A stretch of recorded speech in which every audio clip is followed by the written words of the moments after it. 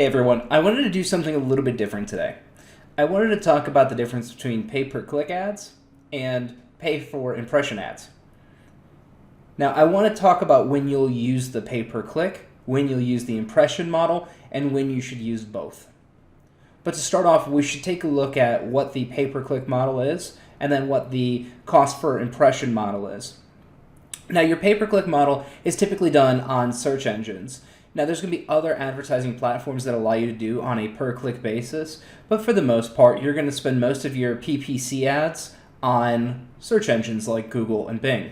So on the screen here, you're going to see, for weight loss, better you, better Ohio. When you're good, we're good. It says ad right there. Now, they will only get charged when I click through. Same thing with the rest of these right here. So the pay-per-click allows you to take what people are searching for and only get charged when people click on your link. So if I'm not going to go to their website because I'm not going to charge them. Same thing with Bing. On Bing, it's actually less obvious that this is an ad than it is on Google. So first thing I want you to notice is the first option is Better You, Better Ohio on both of these, which means that they're using a higher bid than other people, and they're using something very targeted, because I am based outside of Cleveland, Ohio. So this right here is a local ad, and it has a higher bid than everyone else. You get ranked based on your bid, not based on, not just based on the search right here. So weight loss, there's other options like FDA-approved treatment for weight loss medication. There's the science behind weight loss. Number one, they have the higher bid for this particular term. So it's not just based on term and relevance like you would have with search engine optimization. If I also wanted to do something similar with weight loss and pay-per-click, I can do shopping as well. So if I have a product that helps with weight loss, a physical product, I could do a Google Shopping campaign, and that would be pay-per-click. Now, pay for impression. My favorite that I see all the time is ad zombies. This comes up every day on my news feed, and this same guy seems to just show up. And it's how flying cheeseburgers inspire me. Now, with the cost per impression, they are paying to be in front of me. And with most campaigns, if you're going after the higher converting countries, you're going to get anywhere between a $5 or a $40 cost per 1,000 impressions. So they're paying anywhere between half a penny to 4 pennies to be in front of me. And that number does vary quite a bit depending on the audience. They are actually retargeting me because I always look at ad zombies. I want to see what they're doing. I always look at their pricing, and I like to compare their pricing to what I'm doing for my freelance service. So this is a retargeting ad. It's going to be a little bit cheaper. But they pay every time I see this, not when I click it. So if I were to click it, a lot of things will be happening. Number one, they're going to be tracking that click, but it doesn't cost anything extra to their company when I click through. That's the cost per impression model, and it's usually based on a CPM or a cost per mil or cost per thousand. So when would you use CPM instead of CPC? So why would you only do for impression instead of for search? Well, you have a product, but that isn't something that you search out. So for this one, I wouldn't too often go and ask Google, where can I find somebody who does advertising creatives? However, it is a service I would be interested in. So the volume of search on Google and Bing is low. So if I were to go to Google right now and search advertising creative services, now, ad zombies doesn't even show up here, but I can guarantee you something is going to happen. I will now get a little bit more targeted remarketing because I have Facebook open and I have Google open. But this isn't something that people are searching all the time for.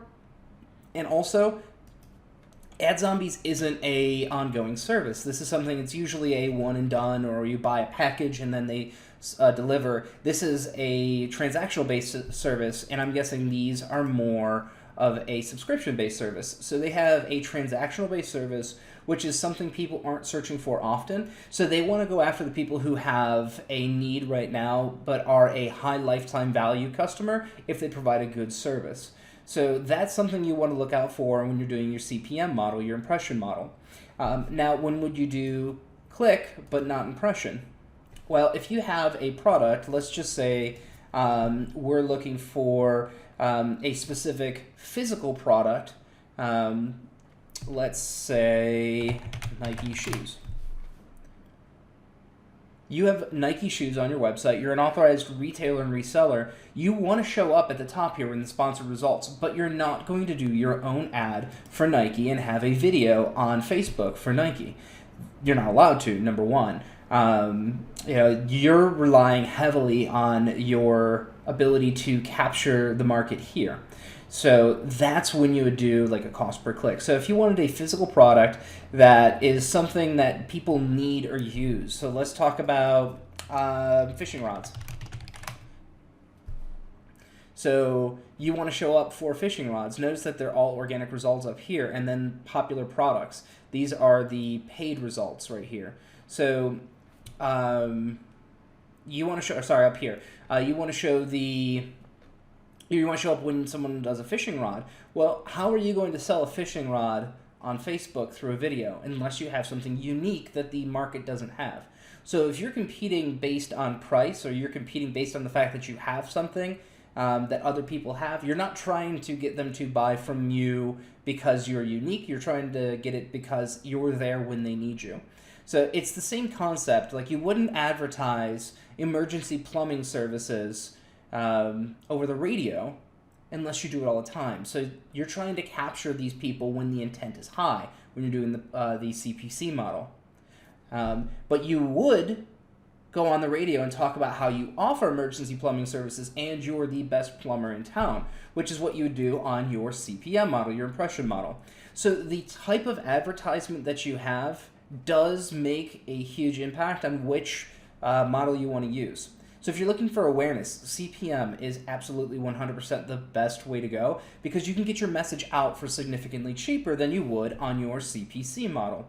And if you're looking for conversions and you have a non-unique item, but you want to compete in the marketplace, CPC is the way to go. So instead of trying to be just another Me Too on Facebook with 100 other people or 1,000 other people advertising the same product, you're able to go in front of when the person is intending to buy. We don't go to Google and search for fishing rods because we want to look at the different types of fishing rods. If we did that, we would say, what are the different types of fishing rods? And notice that there's no shopping section. That's because the intent of that search is not to shop, but to get information. Google knows search intent. So they're not going to show your ad to get clicked on when they're looking for the types of fishing rods. They're going to look for the search intent when they're trying to buy. So that's when you would use CPC. When would you use both? As often as possible. So the great thing about multi-channel marketing is that each of these channels share customers. There are customers who use Google and Bing. Very few customers use Google and Bing, but however, there's still customers across both.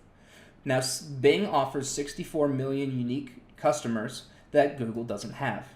That doesn't mean that Google isn't useful. As a matter of fact, Google controls 90% of all search volume, but Bing still has 64 million unique customers that Google doesn't have. So you'd want to be on both these platforms.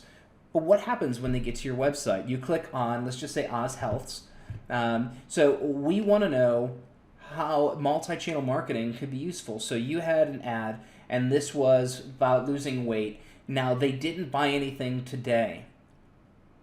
Now's a great opportunity to get back in front of them on your CPM methods. So now you have them in a retargeting list. You can remarket to them across the display network for Google, the display network for Microsoft, and on your CPM-only platforms like Facebook and Instagram, because you know they have intent to lose the weight. So now it's time to build that emotion to get in action. So you already understand that the intent is there, so now it's time to remarket to them. So don't think that it's CPC or CPM. It's CPC and CPM.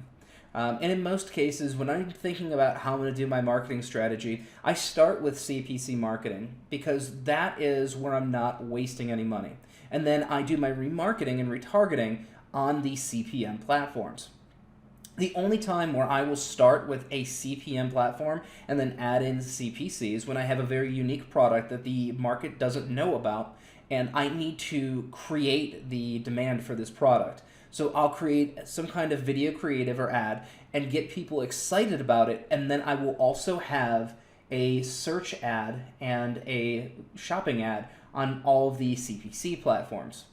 So in most cases, I'm going to suggest, if you're a Shopify owner, to start on your CPC platform and then transition over to CPM.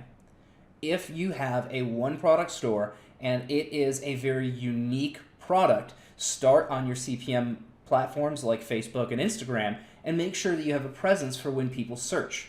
Because what happens is people are going to see your product and they want to know more. So they're going to go over to Google and they're going to say, this unique product, and then you have to show up first. If you don't show up, you lost the sale. And if you are branding your business, if someone searches your brand on Google and you're not the first result and you don't have an ad to show yourself at the top of the page above everyone else, so let's just say that your brand name is The Weight Loss Journey, and they go to Google and they search The Weight Loss Journey, and you don't show up first. That's a problem. Why? Because now everyone else who's doing those weight loss ads are ahead of you, and they have an opportunity to sell what you just had the opportunity to sell. You brought the traffic to that platform, and then they closed it. So that's all for today. If this video helped you at all, please do give it a like and subscribe to the channel for more daily advertising, marketing, Shopify, and dropshipping training. I do a video every single day. Thank you so much for watching. I'll see you in the next video.